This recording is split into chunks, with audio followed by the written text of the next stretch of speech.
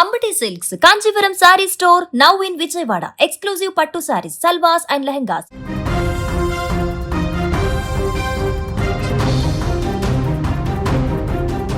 తండ్రిని పున్నామ నరకం నుంచి తప్పించాల్సిన కొడుకే అతని పాలిట కాలయముడయ్యాడు. పెంచి పెద్ద చేశాడనే కనికరం లేకుండా తండ్రిపై మృగంలా విరుచుకుపడ్డాడు. తలపై కొడుతూ నేలకేసి బాదుతూ సైకోలా వీరంగం సృష్టించాడు. ఇదంతా ఎందుకు చేశాడో తెలుసా? మద్యం తాగడానికి డబ్బులు ఇవ్వలేదని. పని చేసుకొని మంచిగా బతుకు బిడ్డ అన్నందుకు రౌడీలా మారి ఆ తండ్రిని దారుణంగా హత్య చేశాడు. ఈ దారుణ ఘటన శ్రీకాకుళం జిల్లా మందసం మండల కేంద్రంలో చోటు చేసుకుంది.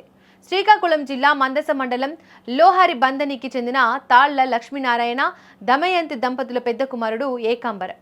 అయితే ఏకాంబరం పని చేయకుండా మద్యం తాగుతూ బాధ్యతారాహిత్యంగా తిరుగుతూ ఉంటారు.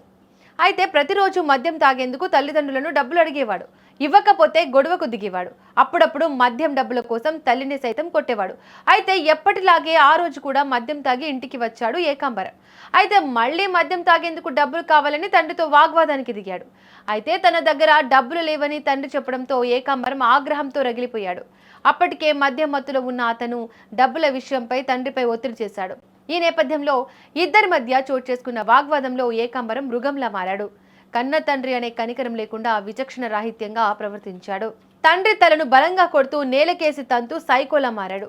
ఈ దాడిలో తీవ్ర గాయాలైన తండ్రి లక్ష్మీనారాయణ అక్కడే మృతి చెందాడు.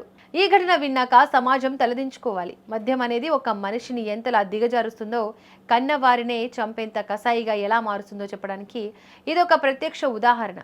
2 చుక్కల మద్యం కోసం రక్త సంబంధాన్ని కూడా చంపేసే పరిస్థితికి ఈరోజు సమాజం చేరుకుంది.